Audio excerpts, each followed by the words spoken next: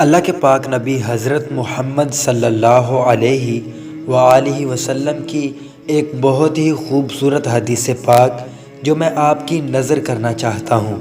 اللہ کے پاک نبی علیہ الصلاۃ والسلام ارشاد فرماتے ہیں، اپنے گھروں میں کچھ نماز کا حصہ ادا کرو، ان کو قبرستان نہ بناؤ۔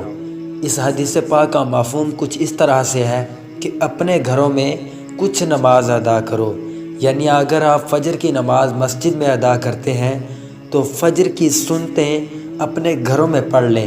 وہ 2 سنتیں اگر اپنے گھروں میں آپ پڑھ لیں گے تو اللہ کے پاک نبی علیہ الصلاۃ والسلام کی حدیث پاک کا مفہوم مکمل ہو جائے گا، یعنی اپنے گھروں میں نماز کا کچھ حصہ ادا کرو تاکہ تمہارا گھر قبرستان نہ بنے۔